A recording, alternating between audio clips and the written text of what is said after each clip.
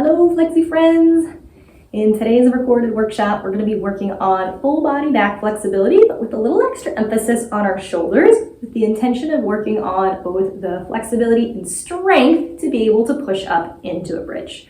Props that'll be helpful today would be 2 yoga blocks and some kind of strap. Your strap can be stretchy like the TheraBand I have here, or it can be stiff like yoga strap.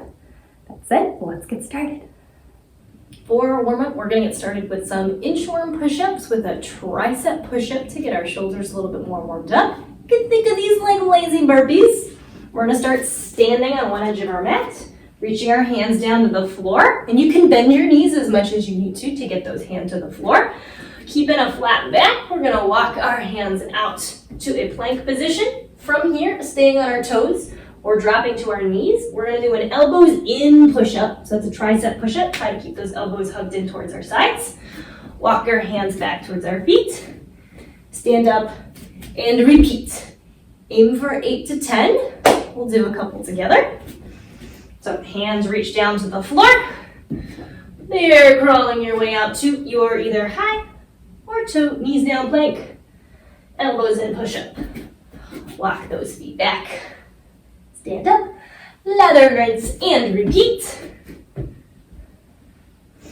I want you to think about pulling your belly button in towards your spine so your abs are a little bit engaged and we're not arching our back when we're doing those push-ups. And if your push-ups don't go all the way to the ground, that is totally fine. Your push-ups can be really small. You can just bend those elbows a little bit. We're still working on that arm and shoulder strength.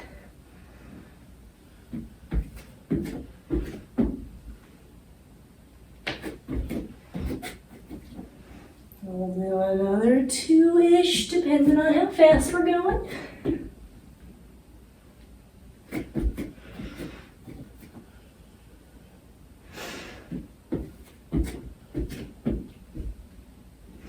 And after your next push up, you can walk your feet to your hands or your hands to your feet. Keep your knees really, really bent so it's comfortable to be in a forward fold here. And we're going to let our back round.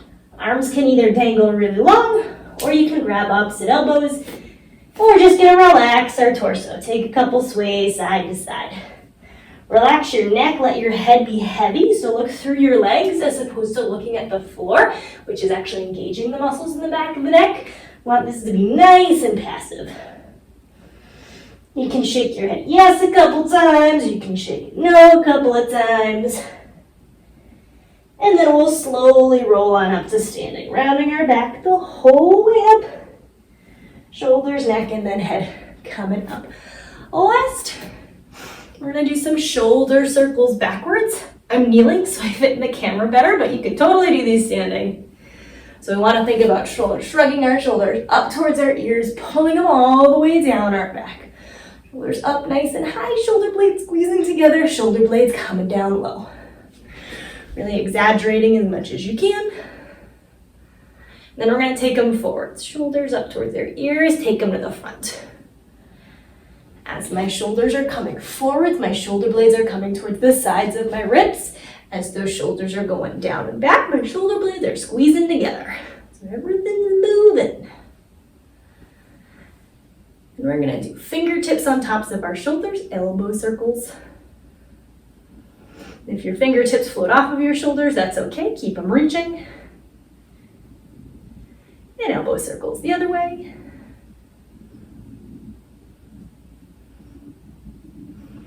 And I'll do whole arm circles. Arms can be nice and relaxed, floppy. And then whole arm circles forwards.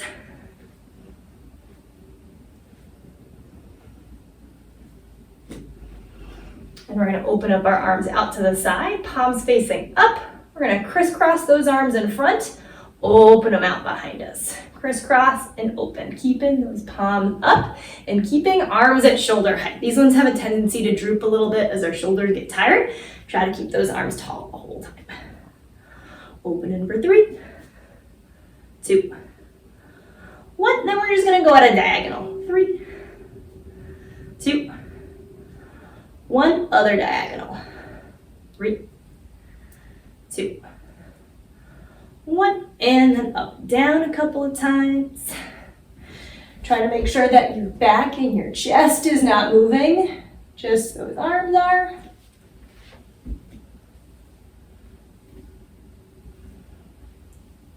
And you can shake it out for a moment, give them a break.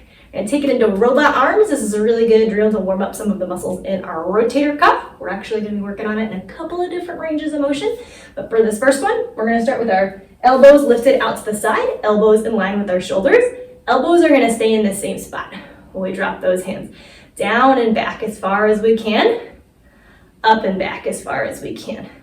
As we drop our hands down, this is internally rotating our shoulders. So we reach those hands up and back. Externally rotating our shoulders. What we want to make sure of is that as those hands are dropping down, our elbows aren't starting to droop down, which is really tempting. Keep those elbows high so you end up looking a bit like a scarecrow. We're going to do another 3, 2, and 1. Go ahead, relax for a moment. Still working on that shoulder rotation. We're going to do it in a different range of motion. This time, arms going to be in front. I'm going to start like a genie with my arms crossed, right elbow directly in front of my right shoulder. Left arm is underneath just for a little bit of balance. Keeping that elbow in the same spot. I'm going to try to peel my hand up and out to the side. As far as I can, bring it back on down. So we're open sesame, closing the sesame. If this is really easy and you can get your hand or arm past 90 degrees, lift those elbows a little bit higher until it feels challenging to bring that arm out to 90 degrees. If you're very, very flexible, you might get those arms up overhead. But for beginners, starting arms in front of the chest, you might not even get all the way up to 90. That's okay. That's why we're working on this drill. We're going to do 8 on each arm. 7, 6, 5, 4,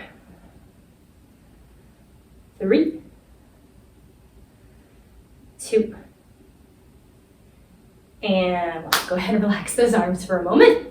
And the same thing on the left arm. So starting with our arms stacked, left elbow stays in the same spot. It's right in front of my left shoulder.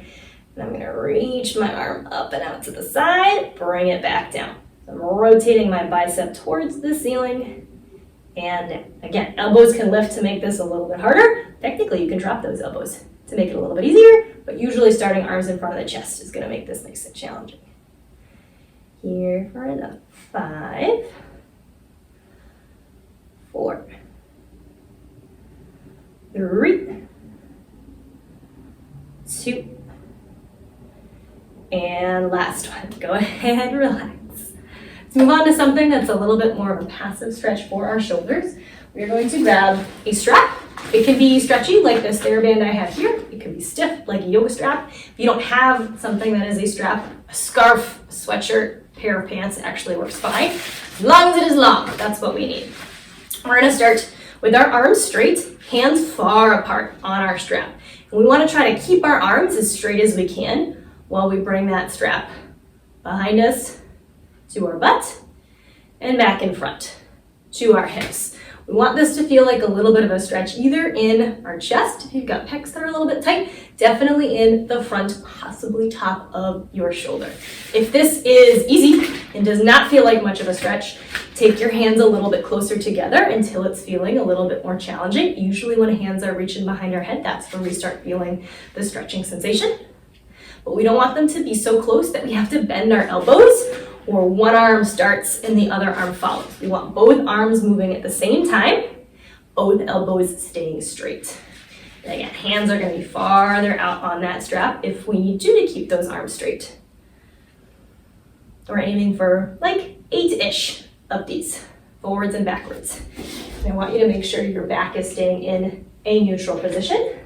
Sometimes we have a tendency when that stretch gets challenging to reach our chest forwards and arch that back a little bit. We want to make sure this is focused on just our shoulders. After your next one, we'll bring our arms forwards, relax for a moment. Now we're going to take it around the world. So this is going to be a bit of a lat stretch instead of a chest or shoulder stretch. So starting with hands wide, I'm going to start to circle my strap over to one side, back behind me, over to the other side, back to the front. What we want to be feeling in this exercise, when one arm is overhead, feeling a bit of a stretch in the outside of the armpit, those are our lats. If this feels easier, now that we're stretching one arm at a time, and it's a different stretch than we were doing earlier, you can take your hands a little bit closer together so that stretch feels a little bit deeper. And just like when we were doing our shoulder flossing, I want to make sure that my back and my ribs aren't really moving. Especially with this one, we can have a tendency to really turn it into a full body tornado, but we're still trying to really isolate all of the action of the stretch. Just do our shoulders and our arms for now. So try to keep those ribs really quiet, even if that means your circle's a little smaller. And we'll switch directions of those circles, take them the other way. Try to hang out with that arm overhead just for a moment so we're feeling that stretch, and then we're moving that arm, letting that stretch go. You might still feel this in a stretch through to your chest. If you've got tight pecs, that's okay. And do one more in this direction. And then the last thing with our band, a little bit of a lat stretch and a little bit of a side bend for upper back. We're gonna work on some tilts. For this one, I like having my hands shoulder width apart. You can do it with your hands farther apart, but hands about shoulder width apart is gonna be a bit of a better stretch for our lats and our armpits. For this one, I wanna hold the strap with my arms straight, my thumbs pointing out behind me while I'm reaching those arms overhead. And if this feels like a lot of a stretching your shoulders already, those hands can come a little bit farther apart. We want thumbs pointing backwards. From here, I'm gonna take a little lean to the side. And when you're leaning, I want you to think about reaching that strap up and away, not just crunching down to the side. So I'm pushing the strap up away from my face. This is gonna feel like a stretch in the outside of our armpit. Hold in here for just a moment, and then I'm gonna lean a little bit to the other side, push that strap up and away. So my shoulders are actually coming up. My back here, they're not staying really low. You can think about shrugging your shoulders up towards your ears for a little bit more of a stretch. We're gonna go side to side a couple of times. These can be really small. They can be so small that I'm just barely leaning an inch to each side, especially if you've got tighter shoulders. They might look something more like this. That's cool. Don't worry about what it looks like. Worry about what it's feeling like. If it's feeling like that outer armpit stretch, that's what we want. And after your next one, you can relax, drop those arms, lose the strap. And if you're standing, we'll take it down to the mat. We're gonna make our way down to hands and knees for cat-cow. If this puts a lot of stress in your wrists, you can absolutely do your cat-cow on fists. With our wrists underneath our shoulders, we're gonna round our back by tucking our tailbone to the floor, sucking our belly button in to lift our belly and our chest, tucking our chin towards our chest. So everything's gonna be rounded through our back and through our neck. And then we're gonna arch our back, drop our belly to the floor, lift our tailbone to the ceiling. Try to lift your collarbone and the crown of your head on up nice and high. Rounding our back, pushing the space between our shoulder blades up to the ceiling. And then arching our back, dropping our belly towards the floor. A couple of times back and forth. And if you'd like to add a little bit more engagement and intentionality through your shoulders, if this is feeling controlled, every time we arch our back, we can think about trying to pull our wrists back towards our knees and pulling our shoulder blades down our back towards our hips. So I like to plant my palms on the ground and try to pull my arms back towards my thighs. This is gonna feel like a bit of a squeeze in your tricep, a little bit of a squeeze in your lats, and you might even feel some of the muscles in your upper back engage. Then when we arch, I'm gonna push my palms really strong into the ground. This is gonna slide my shoulder blades even more down the sides of my ribs and stretch out all those little muscles between our shoulder blades. So arching, hands pull back towards our knees, shoulder blades pull back down towards our hips. And then when we round, hands push into the floor, shoulder blades wrap towards the sides of our ribs. Arching and rounding, couple more times. Adding that arm engagement is optional. You can do this relaxed with your arms if that feels better in your back, but working on that arm engagement will help your shoulders.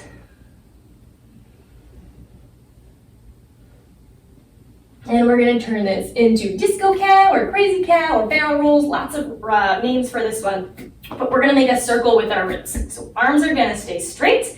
I'm gonna drop my ribs down to the floor, over to one side, up towards the ceiling, over to the other side, back down towards the floor.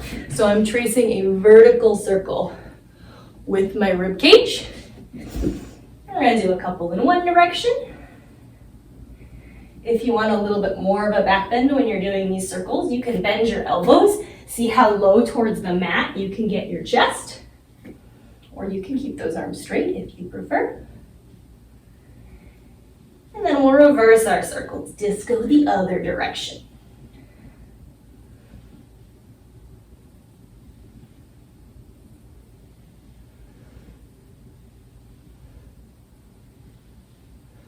And then we're gonna come back to neutral, do a couple different rounds of scapular push-ups. Scapular push-ups are really nice because they help our muscles that control where our shoulder blades are in space fire and make sure that some of the muscles between our shoulder blades are nice and loose because we don't want those ones too tight. That limits how far overhead we can reach with our arms. So options for you depending on how easy or hard these are. Option number one, we do our scapular push-ups from our tabletop position. What these look like, we keep our arms nice and straight. I am going to drop my chest to the floor, squeeze my shoulder blades together towards my spine, and then I'm gonna push the floor away. Shoulder blades slide away from each other on my back. You might even feel that stretch between some of the muscles in those shoulder blades on your back. Arms are straight while we jump our chest. Arms are straight while we lift our chest up. So this is what they look like traditionally. If these are feeling easy and you would like them to be more challenging, we can walk our knees back and do these in a knee down plank. So my shoulders are still stacked on top of my wrists as I'm pushing the floor away and then squeezing those shoulder blades together. If that's still too easy, we can do it in a regular plank, lift it on our toes, lifting and dropping our chest. Most important thing, elbows don't get to bend in this exercise. Those are regular push-ups. We just want this to be working our shoulder blades. So let's do 8 to 10 together at your own pace. Making sure that we're really intentionally pushing those palms into the floor, feeling the shoulder blades separate, sliding towards the sides of our ribs. And then when we drop our chest, we're really squeezing those shoulder blades together towards our spine. Another 2. And 1. And you can relax for a moment. Shake out your arms. Give those shoulder blades a little bit of break. Another thing that we're going to do for conditioning our shoulders and our arms, especially for our tricep strength, but also for our overhead external shoulder rotation, which is the position we want our shoulders to be in when we're doing a bridge, is dolphin push-ups. Let me show what these look like, and then we'll do a couple together. So our dolphin pose, we have elbows on the floor, about shoulder width apart. I like doing these ones in what I call a narrow snowplow position, so fingertips touching. If you've done these in yoga before, or if they feel easy, you can make them a little bit harder by separating your hands so our forearms are parallel like train tracks, but fingertips touching is gonna make it a teeny bit easier. What I don't want is those elbows to flare out to the side. So keep those elbows squeezing in nice and strong. So elbows are about shoulder width apart, palms are on the floor. We're gonna tuck our toes, lift our butt high in the air. So this is very much like a downward dog position, but we happen to be on our elbows. I want to try to get a straight line from my elbow to my shoulders to my hips without my leg flexibility making my back round. So I'm going to bend my knees quite a bit for these and keep my heels lifted. We want to think about trying to lift our tailbone towards the sky, so we're flattening out our low back a little bit. If you have the hip flexibility to do this with straight legs, awesome, do it that way. Most beginners do not. So I'm going to show this with bent knees because it's a little bit more realistic. So to start with our stretch, we're going to push into our hands and our palms. And I want you to think about reaching your chest towards your knees and towards your thighs. So we're going to lean our chest towards our feet. This should feel like a little bit of a stretch in our lats or in the outside of our armpits. And then for our strengthener, we're going to start to lean forwards, reaching our head forwards towards our hands as far as you feel like you comfortably have control and you're not going to fall. And then we're going to push into those hands. Send our head and our check backwards towards our legs. And alternate leaning forwards head coming towards those hands, pushing into those hands, reaching our chest backwards. So that's what it'll look like. If you'd like this to be more challenging, you can lift a leg in the air. It's gonna make it a little bit harder for leaning forwards, a little bit more weight in those arms. But I would suggest starting with both feet on the ground. That's the one that I'll be demoing. We're gonna aim for 6 to 10 of these, depending on how they're feeling in your body and how fast you're going. So, starting with our tailbone lifted nice and high, as much of a bend in your knees as you need to for this to feel okay in your hamstrings.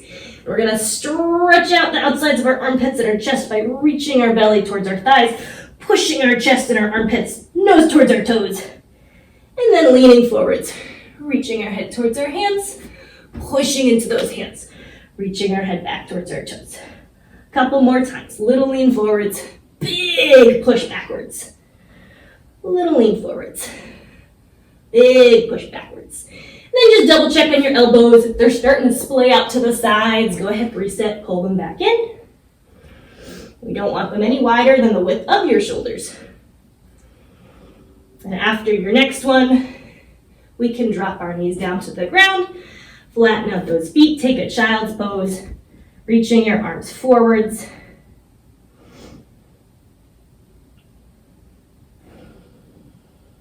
And then we'll walk both hands over to one side, get a side body stretch while we're here.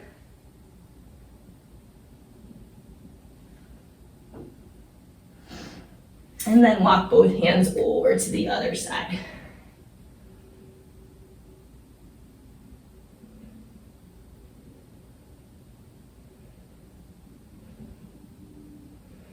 Yeah, both hands can come back to the middle.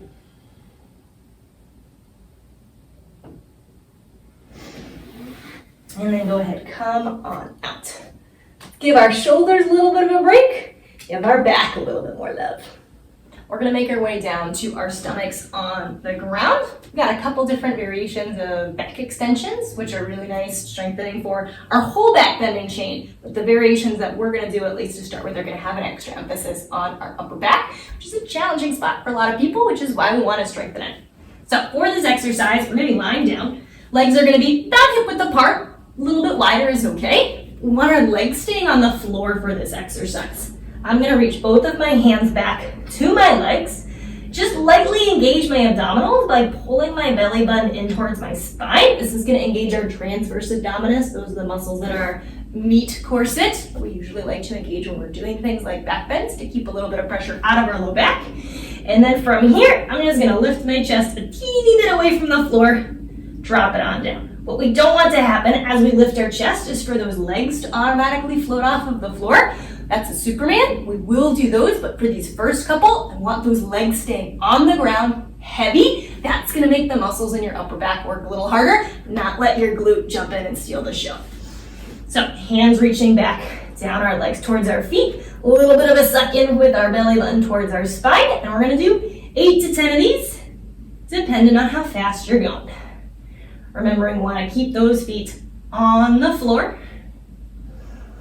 And we're breathing. I really like to exhale on the lift, inhale on the lower, but anything that feels good in your body is okay. You can do the opposite. You can inhale and exhale as you lift, the same as you lower, as long as you're not holding your breath at all during the exercise, even though it's challenging.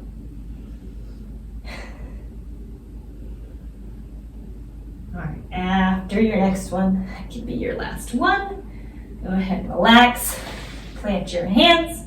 We're gonna come back on up to our tabletop position. You can take a round or two of cat-cow if you wanna round your back for a second. Give it a little bit of a break. And then before our next round of back extensions, so we're not doing too much for our back at once, we'll do a little bit of twisting, which can be nice to actually open up our upper back, even though that's not what our spine does in our bridge.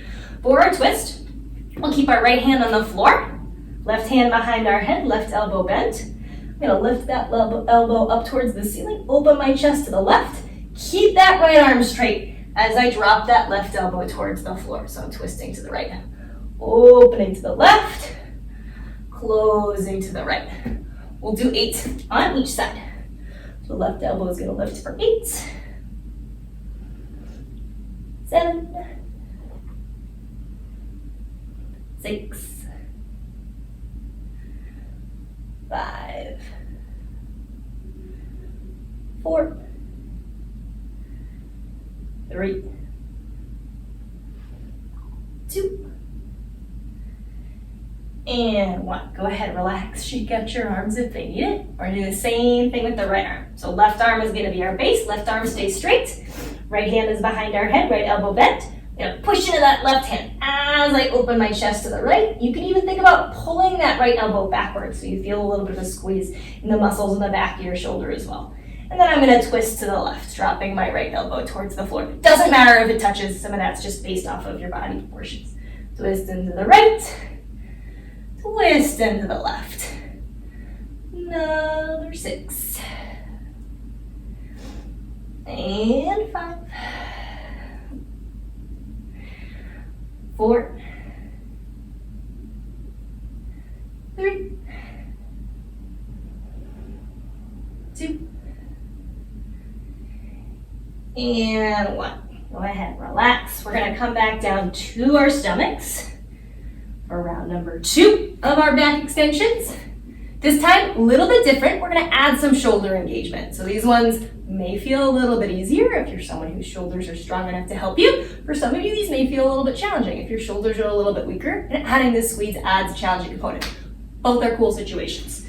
For this one, just like last time, we're starting stomach on the floor, legs about hip width apart. Feet are also gonna stay on the floor, and this one, legs aren't gonna lift. I'm gonna have my arms in my robot position, so elbows are bent, elbows at about shoulder height. This one's a 3-parter. Part number 1, we lift our chest up off of the ground as high as we can. Part number 2, we squeeze those elbows towards our butt, and you'll notice if we squeeze enough, we might get a little bit of a lift through that chest. Part number 3, we relax back down with control. So I wanna make sure the chest lift and the elbow squeeze are 2 separate movements, and we're not using the momentum of squeezing those arms together to make lifting our chest easier. Yes, you can get higher. Yes, it's easier. No, that's not the point of this exercise. We want it to be challenging so that your back and shoulders are getting strengthened. So from our robot position, we're gonna aim for 6 to 10 of these, depending on how fast you're going, depending on how challenging they're feeling in your body. Making sure that chest is lifting up first, and then we're adding that elbow squeeze just for a moment.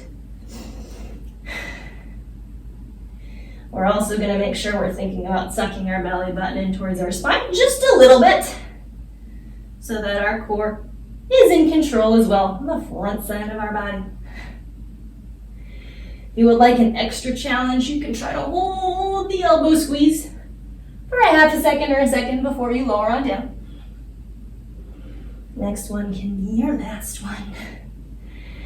And then we'll relax, come back on up. 2 hands and knees, take a round or 2 of cat-cow. Stretch out that back, maybe spending an extra moment in that back rounded position.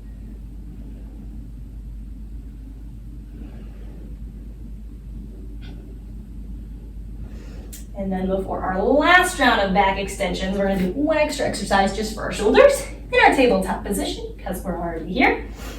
I'm gonna take my right hand to the middle of my mat for balance. Left arm is gonna be the working arm. I'm gonna reach that arm straight forwards. Make a thumbs up sign with that arm. So my arm is straight, my thumb is pointing towards the ceiling. I want you to keep your back in a neutral position here. So this one's really tempting to come up into an arch. We're actually gonna keep our neck flat, our upper back flat, our lower back flat. We're just gonna try to lift that left arm as high as we can, lower it on down. This should feel weirdly challenging. What we want to make sure is that that elbow doesn't start to bend and lift out to the side, that our armpit doesn't start to lift and our chest starts to twist. So our chest stays facing the floor, our back stays neutral, so we're not using our cat-cow back to make this arm move. This should feel like possibly a little bit of a stretch in the underside of the armpit. Might just feel like tightness or tension, a little bit of a squeezing in the back and the top of our shoulder. We're going to aim for 8 to 10 of these in each arm. Breathe in the whole time. And if you've got a mirror, it's nice to check in that you're not moving your back to move that arm in this one. That's a really tempting way to cheat this and make this a little bit easier. All right, last 2 on the left arm. And 1, go ahead, shake it out. Do the same thing on the right arm. So I like arm in the middle of the mat for balance. You can have it right under your shoulder if that feels better. This time, right arm's gonna be forwards, thumb pointing up towards the ceiling, arm staying straight, back stays nice and flat. I lift that right arm up, lower it on down. Double checking that my right arm stays straight, that my thumb isn't start to rotating towards the middle. Thumb is thumbs up to the sky the entire time. That's making sure our arm is staying in the right position. Our shoulder blades are staying in the right position. This is our external shoulder rotation, the ones that we use in our bridge. That's 2 and 1. Go ahead, relax. Shake up those arms. All right, last back extension. Now I'll let you use your butts. You know, this is the temptation from the beginning, which is why I save it for the end. Because usually people's glutes are a little bit stronger in this position. This might be an exercise you've done before. We're gonna end with our Supermans. So for these ones, legs are still about hip width apart, nice and straight. We're gonna be reaching our arms forwards with thumbs pointing towards the ceiling, or you can think about keeping your palms pointing towards each other. And then we're gonna lift our legs and our arms together, lower them back down to the ground with control. We're aiming for 8 to 10 Supermans. If you would like more of a challenge, we can add a little bit of engagement in our inner thighs and a little bit more engagement in our shoulders by sandwiching one block between our ankles, one block between our hands as we lift and lower, so our limbs are staying a little bit closer to each other. A little bit more challenging from a flexibility perspective. Either version, great for strengthening your back, so pick one that's feeling challenging. Do a couple of each, aiming for 8 to 10. Trying to keep those legs as straight as you can. Arms as straight as you can. Making sure those thumbs are rotated towards the ceiling and those palms are facing each other. That's gonna keep our shoulder blades on the sides of our ribs where we want them to be.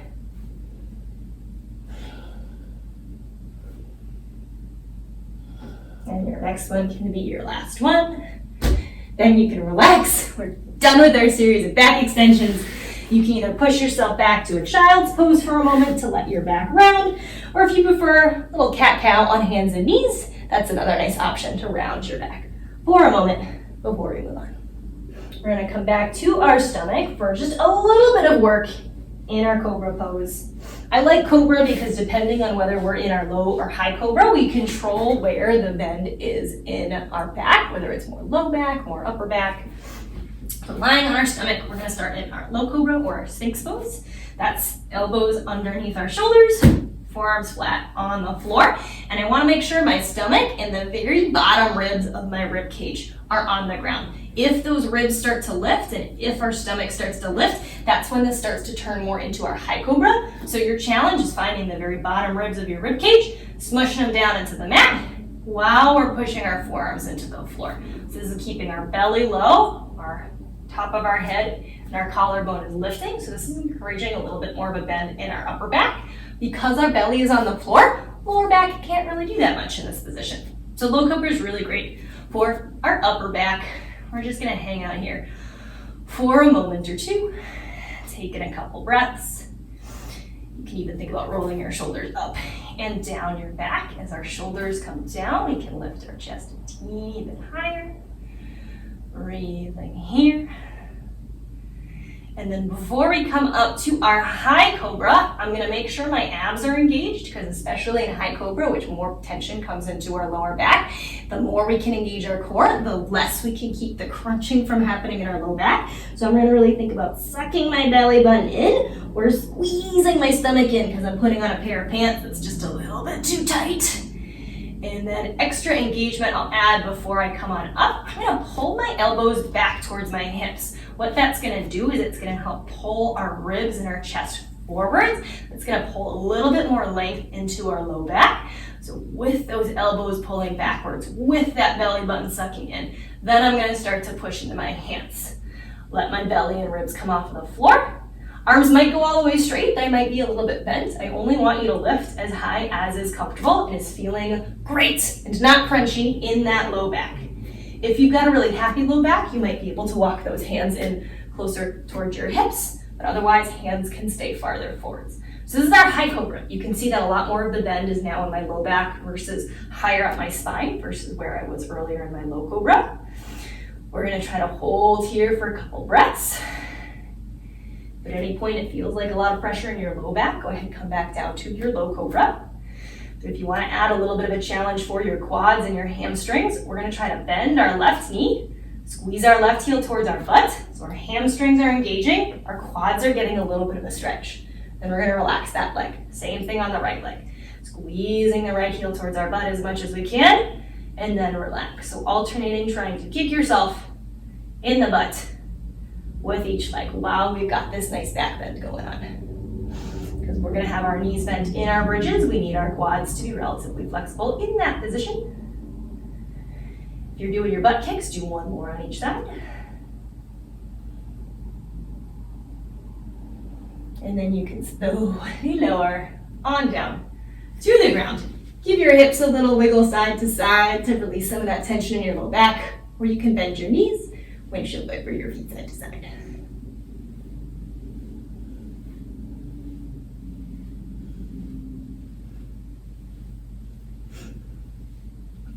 One extra piece for our low back. And also a little bit convenient conditioning for our abs, because we want to make sure our abs are comfortable engaging while they're in a lengthening position. We're going to do some camel lean backs. For these, we're going to start in a kneeling position. And if this is a lot of weight on your knees, you can roll your mat a couple times to give them a little bit more padding, if you like. I'm going to take my hands to the back of my hips for support. And it's really important in this one that you only lean as far as feels comfortable. It's very easy, not very easy. It's possible to really lean into this one to the point where we start getting that crunching sensation in our low back. The point of this drill is to learn to use our abs to only go as far as we can before we're hitting that uncomfortable sensation. We've also got our hands on our hips to take some of that weight out to make this a little bit safer.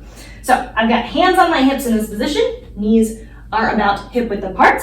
I'm going to engage my core by sucking my belly button in, thinking about knitting those ribs together so my abs are nice and tight. I'm going to squeeze my glutes and push my hips forwards. So hips are starting out on top of my knees. I'm going to push them even in front of my knees. From here, I'm going to take a small back bend. Keep that belly button sucked in so our abs are engaged even while they're starting to lengthen in this position. We'll start to rotate our chest just a little bit towards the ceiling. Holding here for a moment or two, and then slowly coming back to our neutral spine. So belly button sucks in, glutes squeeze as hips comes forward, little arch back. This doesn't have to be big. And then use the strength of your abs to bring you back on up to upright. So hips are going forwards as my shoulders are coming backwards. We'll do another 2. And last one. And you can come on out. Either take a couple rounds of cat, cow, take a child's pose, or sometimes I like to do what I call as angry toddler pose, which is hands a little closer to your knees, and you're pushing your hands into the floor because you're having a tantrum. This gives us just a little bit more rounding through our spine and can feel really nice. Last little bit of shoulder conditioning we'll do before we get into our bridge work is against the wall. We're gonna do a variation of wall push-ups with a block. This is really good for building some of the shoulder strength that we need in the externally rotated range of motion that our arms are in when they're overhead in a bridge. For this exercise, we're gonna start with a block between our elbows, about an arm's distance away from the wall, starting with hands at about shoulder height. From here, I'm gonna bend my elbows, try to bring them to tap the wall, then go back to straighten those arms. This should feel a lot easier than a regular push-up because we don't have as much weight in it, but it doesn't need to feel as muscly as a regular push-up. This should feel a little bit more challenging. And if in the inside of our shoulder, this is really a drill for our rotator cuff muscles. If this feels easy to get your elbows to the wall and then straighten those arms back out, we can start making it harder by sliding those hands up just a teeny bit. So every time I tap my block to the wall, I'm going to take my hands a little bit harder until, oh yeah, this is actually kind of hard to get those elbows all the way to the wall. Once you get to that height where it's feeling kind of challenging, I want you to try to do 8 to 10 of these.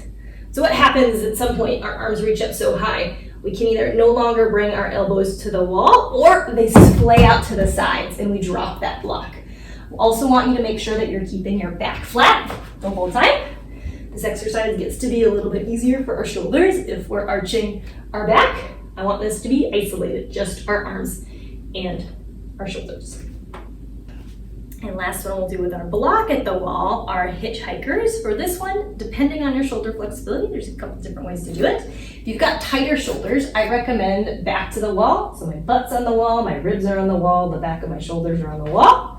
I'm holding my block the long way between my hands, reaching my arms up overhead, keeping everything in my back pressed into the wall. I'm gonna try to pulse my arms to the wall. Slow and controlled, without my elbows bending out to the sides. If it's easy for you to bring your arms to touch the block to the wall, congratulations, you get to make out with the wall. So that one's the easy one for you. You're gonna have ribs on the wall, chest on the wall. Ideally, our neck is neutral, so nose might be on the wall. You don't have to touch it if that feels weird. We still have arms straight up overhead. We're gonna keep everything touching the wall except our arms as we try to pull that block away. Aim for 8 to 10 block lifts with really, really straight arms. Either trying to pull the block towards the wall or pushing it away from the wall. For this one, we're going to do getting rested stretch, or sometimes called the moose stretch. I want you to be an entire arm's distance away from the wall. This is going to keep more of the stretch in our shoulders and upper back. When we do it closer to the wall, still a great stretch, but becomes a little bit less into our upper back. So from a whole arm's distance away, I'm going to reach my arms up the wall, hands about shoulder width apart, arms are straight, and I want you to tuck your tailbone. This is going to round or at least flatten our low back. We're going to keep our tailbone tucked, so it looks like you've got a little bit of grandpa butt as we lean our chest forwards here. And I'm not just pressing as far as humanly possible. I want to think about wrapping the outsides of my armpits towards the wall. That's going to keep the shoulders on the sides of our ribs. If we lean really hard and relax our shoulders squeeze together towards our spine. You can see my armpits are starting to point out to the side. That's a little less useful for our bridges, and there's a chance that we might pinch one of the nerves in our shoulder, which is no fun. So keep those armpits pointing towards the floor, outside of the armpit, wrapping forwards. This should feel like a stretch in our outer armpit, or possibly in the muscles between our shoulder blades on our upper back. And we're just gonna breathe in this position for a little bit. You can relax your head and look at the floor. You can look at the wall. You can try to look up towards the ceiling, whatever feels more comfortable on your neck. And after a couple of breaths here, we'll go ahead, arch our low back by lifting our tailbone, rotating our hip bones forwards, and we might be able to sink into a little bit of a deeper stretch. I still want to think about keeping the outsides of my armpits wrapped towards the wall. But now I might get a little bit of help from my low back in this back bend. Breathe in here for a couple of moments. And then we'll slowly come on out. Shake out those arms.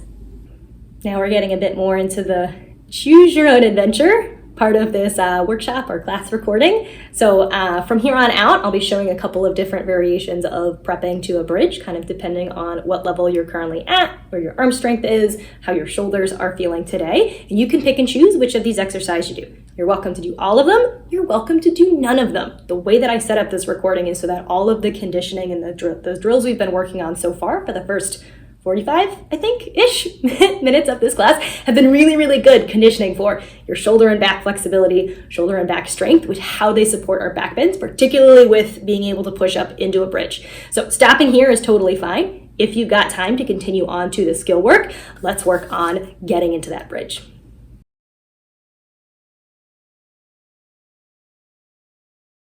To make sure our wrists stay happy with all of our bridge work, we're going to do a little bit of a warm-up and conditioning for our wrists. I'm also going to show you how you can use yoga blocks leaning against a wall to make your bridges a little bit more wrist-friendly if it feels like your wrists are a limiting factor when you're trying to push up into your bridge.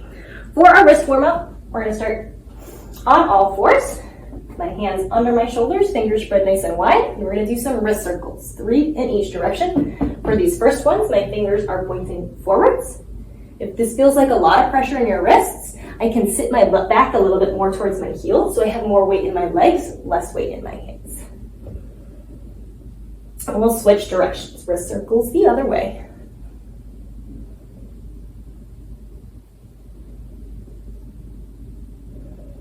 And we're going to rotate our fingertips to the outside. So now it's like we've got sea lion arms. Wrist circles one way. And then the other way. 3, 2, 1. And we do fingers towards each other, like I've got bulldog arms. 3 circles one way. 2, 1, and the other way. 3, 2, and 1. So I'm going to rotate my fingers all the way back towards my knees. They might not turn around the whole way. And then just walk it out. Bending one elbow and then the other. Pushing my palm down towards the floor.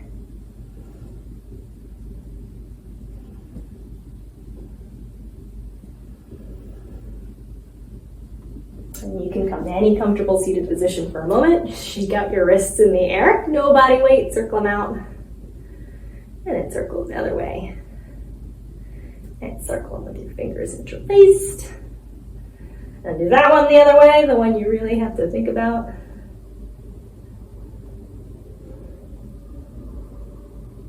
And for our wrist conditioning, we'll just do 1 round of palm push-ups. What these look like is from that tabletop position. I'm going to keep my 4 main fingers on the floor. Your thumb may or may not lift. You don't have to worry about your thumb quite as much. So fingers stay on the floor. I'm going to peel my palms away from the ground, slowly lower them back down with control. So I can come a little bit closer to the camera for that one. So palms are peeling up, slowly lowering back down. Depending on how far I lean my body forwards or backwards, if I'm really far backwards, this is too easy. This doesn't take any effort at all. If I lean really far forwards, I can't get my palms off of the ground. So I want you to lean just enough that you're feeling a bit of a challenge to get that wrist up, and then drop that wrist down with control. I aim to do about 8 to 10 of these, depending on how they're feeling. Try to keep our 4 main fingers on the floor. Maybe the tip of your thumb on the ground, but the rest of your thumb's probably going to lift. And then go ahead, shake out your hands, shake out your wrists.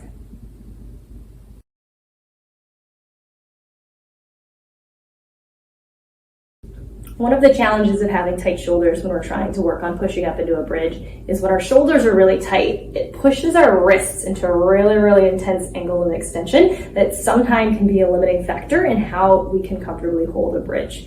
But what we can do is have our hands on blocks to make that wrist angle a little bit more comfortable so the rest of our body has time to work on our shoulder flexibility and strength for the exercise. So let me show what that looks like. A modification I really like is taking 2 yoga blocks and leaning them sideways into the wall so that they're at a, 45-ish, 30-ish degree angle, as long as they're not flat. Flat on the floor is not helpful. Vertical is not helpful. Really, we just want them leaning any way that they will stay there. So as you'll see in some of the other exercises, if we're trying to push on up, if I've got really, really tight shoulders, you can see when I start pushing on up, the angle between my palm and my forearm is really, really extreme. And for some people, and many people, this is going to be really uncomfortable on your wrists. And we don't want to smush our wrists into that position if we don't have the flexibility for it. So what we can do instead is instead of having our hands on the floor, we can have our hands on our blocks. And usually I push up a little bit first and then move my hands to my blocks. And you can see that the angle between my wrist and my palm is now much closer to 90 degrees. Versus when they were on the floor, and it was way smaller than 90 degrees in the intense direction.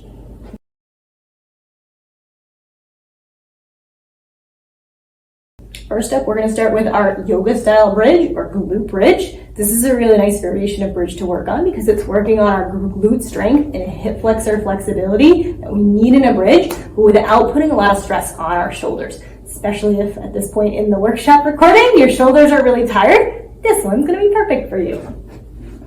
So for our yoga style bridge, we start lying on our back. My knees are bent, my feet are pretty close to your butt, but you don't have to really squeeze them in as much as humanly possible. Just bring them in as a comfortable distance from your butt. Feet about hip width apart.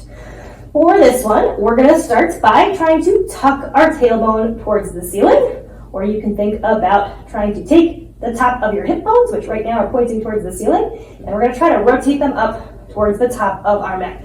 You'll notice as I do that, this starts to push my low back down into the ground. So we should really be thinking about pushing our low ground back into the ground. It's a little bit rounded here. That is okay. This is the position we're gonna want to maintain. I'm gonna suck my belly button in here to keep my abs nice and engaged. Your challenge is gonna be keeping that tailbone tucked up towards the ceiling as we push into our feet, pushing our hips up towards the ceiling. So in our glute bridge position, this should feel like, as the name implies, a lot of a squeeze in our glutes. And if you've got a really nice tuck through that tailbone, you might even be feeling a stretch through your hip flexors and possibly through your quads if you've got tighter quads. We're just gonna hold here for a couple of moments and then slowly lower down one vertebrae at a time, starting with our upper back, dropping the back of my ribs down to the ground, the bottom of my ribs down to the ground, my low back, and then I'll relax those hips, bring my tailbone to the floor.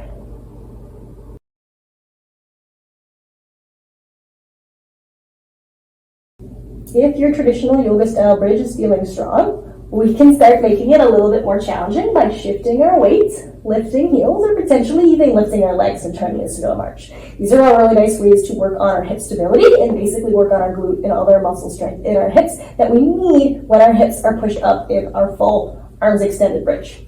So variations that we can work on, just like with the exercise we just did, we're going to start with that. Tuck in our tailbone, pushing our low back down into the mat, sucking our belly button in. Now that our tailbone is tucked and our abs are engaged, we're going to push our hips on up towards the ceiling. From here, first thing to play with is just trying to lift one heel off of the ground and then the other as we're shifting our weight into the opposite foot. What I want you to be conscious of is to make sure that those hip bones are still pointing towards the ceiling. What can sometimes happen is we're starting to take the support away of one foot as they start to droop and twist off to that side. What we're trying to work on strengthening is all of the muscles that are keeping our hips supported and stable, even while we're removing some of the support from one of those feet on the floor. If this is feeling easy, instead of just lifting our heels, we could try lifting our knee up. Turning this into a very weird, slow and controlled march. Making sure that we're still thinking about keeping our tailbone tucked and our tailbone's not starting to come down to the floor and putting too much of an arch in that low back. This is feeling good. I'd start with 4, 5 heel lifts or marches on each side, and then you can work your way up to 10.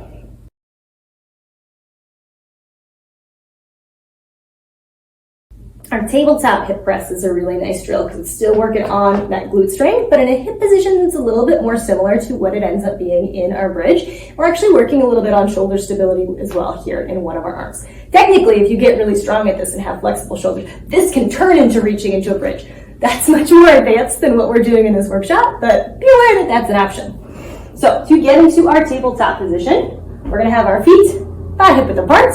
I'm going to plant one hand behind my back, and I'm going to start with those fingers pointing backwards. If it's more comfortable on your wrist, you can try fingers to the outside, but because our shoulder is going to rotate a little bit as we move, fingers pointing backwards is usually the most comfortable position, but feel free to experiment if it feels a little funny in your wrist or in your shoulder. I don't have this hand right up next to my butt. I have it maybe 10 to 12 inches away. What we're going to do is we're going to push into both of our feet, push into that hand, lift our hips on up. So this is level 1, just trying to get our hips up towards the ceiling. Other hand can really just do anything. It's just hanging out, getting used to this movement. If that feels good and you'd like to add on a little bit more of an arch, we can add reaching that free hand overhead. So I've got my right hand down, left arm is free. As I push into my feet and push into my right hand, squeezing my glutes, pushing my hips up, I'm going to reach that left arm up overhead. And we might be able to get those hips a little bit higher than our knees, which is what happens when we do our bridge. And I'm going to drop those hips back down. Push those hips up, squeeze, squeeze, squeeze those glutes. Drop them back down. Aim for 4 or 5 times on each side.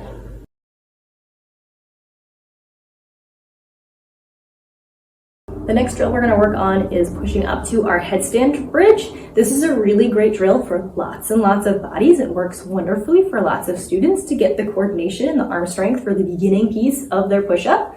That said, for some students, this can be uncomfortable in your neck. And since I'm not teaching you live and I can't check your form, if this is uncomfortable in your neck at all, or it hurts or feels pinchy or questionable in any way, please skip this exercise. Feel free to shoot me an email or an Instagram message. I'm happy to help you troubleshoot this one. But just like everything, if anything hurts, we never want to push through it, but especially with our neck. And I call that one out because this one is a position where we're going to have our neck in an extended, meaning an arched position, while it's holding a little bit of our body weight. But that said, it's very safe. We're keeping lots of weight in all of our other limbs, and it works great for lots of students. So let me show you what it looks like. For this one, we start lying on our back. Fingertips up at about the top of our forehead. I know some people like to take their hand a little bit lower, but this requires a little bit more shoulder flexibility. So go ahead and troubleshoot yourself, whether you like hands farther away or closer together. For most beginners, starting with fingertips closer to the top of their head makes this a little bit easier. I'm going to start to push my hands down into the floor as I push into my feet, lifting my hips, and I'm just going to push into my hands enough to slide the top of my head onto the floor. So this is my headstand bridge. And even though it's called a headstand bridge, and I can see the top of my head is on the floor, I am keeping lots and lots of weight in my feet, in my hands. I am not just chilling out here with all of the weight in my neck. That's one of the things that can make this a little bit uncomfortable. But if we've got lots of weight in our hands and in our feet, this is going to be nice and safe on our neck. From here, we can tuck our chin, come on down. So the exercise you would be working on is just trying to push into your feet and your hands, squeeze your glutes, find your headstand bridge for a moment, push into those hands, tuck your chin to your chest, melt on down. If you're someone who's got spicy wrists in your bridge, we can do this one with our hands starting on blocks. If you've got your hands on your blocks, you usually have to push a little bit more in your feet because the angle that we're engaging our arms is a little bit different. So what we're pushing into our feet, pushing our hands into the wall, trying to bring the top of our head to the floor, and then push into our hands and feet, tuck our chin toward your chest, come on down. And for like 4 to 5 pushes up to your headstand bridge.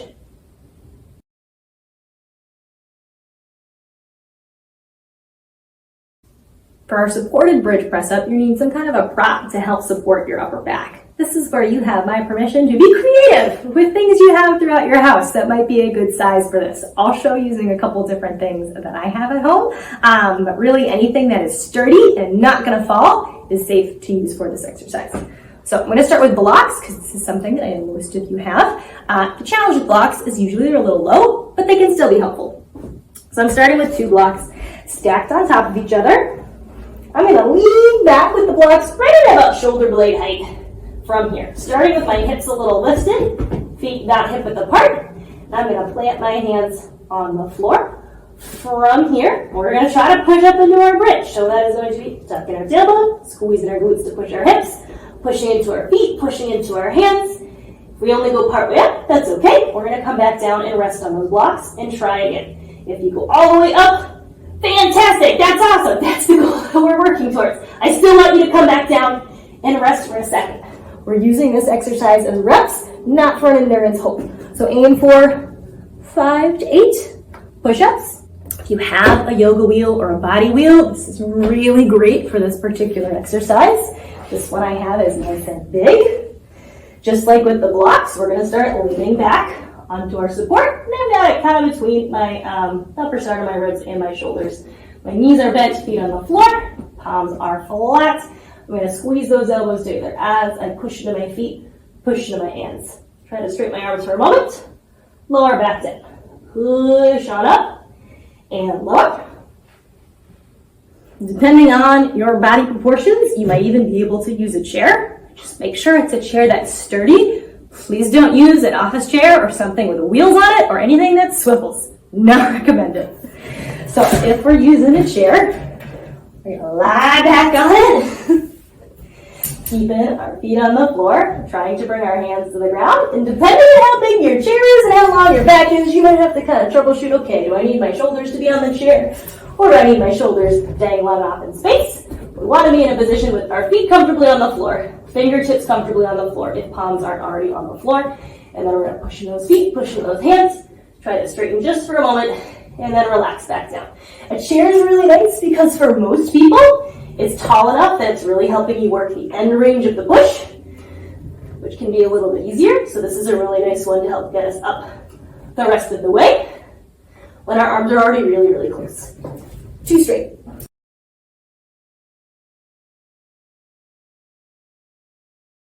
Finally, if we're going to connect all the dots and go for the full push on up into our bridge, starting lying on our back, feet back hip width apart, teeny bit wider is okay. Don't go wider than the edge of your mat. That's going to make your hips do something kind of funky.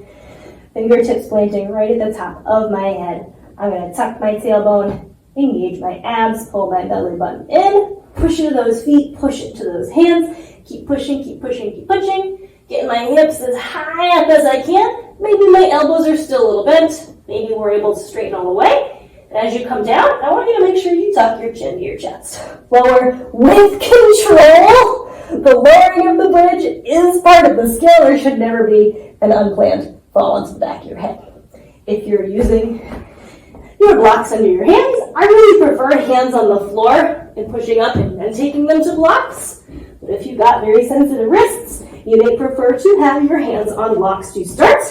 If our hands are on blocks, because they're a little bit higher off the ground, we have to push a little extra through our feet as we're lifting our hips, then pushing into those hands, trying to come up to our bridge. Just like normal, we always tuck our chin before we come on down, with control.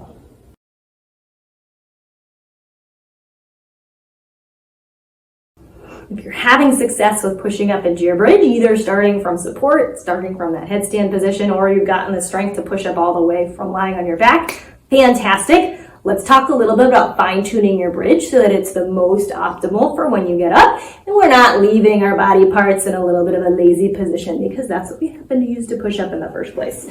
So a proper bridge that we can push up into. Ideally, we have arms locked out, but if you don't currently have the flexibility for that, a little bit of an elbow bend is okay. But what I care about is our external shoulder rotation. This is a lot of what we drilled in a lot of our drills earlier. So instead of elbows bending out to the side, which indicates that my shoulder blades are swishing together towards my spine, I want you to think about trying to point the back of your elbows backwards.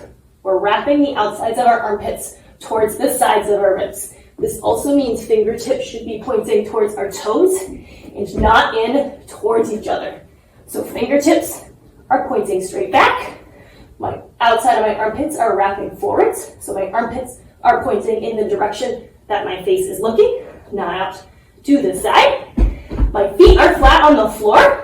Coming up onto our toes is a common way that we're compensating for our back to be a little flatter. As we're working on this, I encourage you to keep your feet flat so we have a little bit more balance.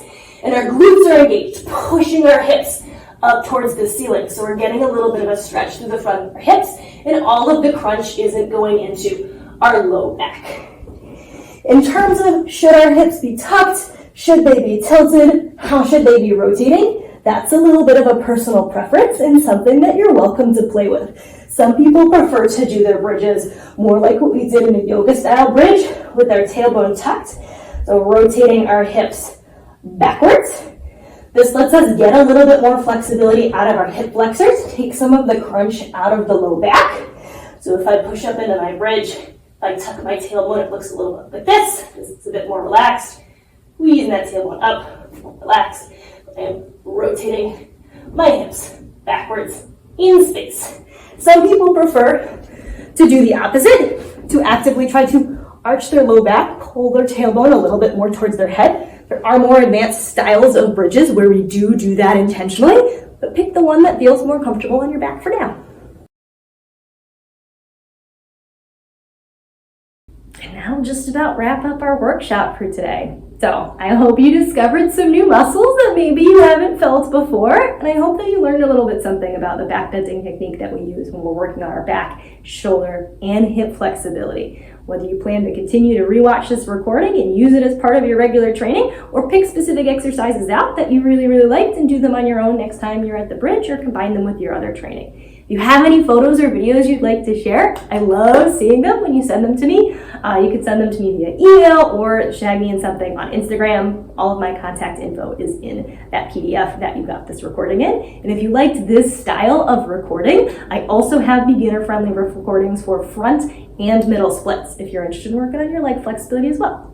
That's it. Have a fabulous rest of your day. Fantastic job for making it through this one. And I hope to see you in future classes.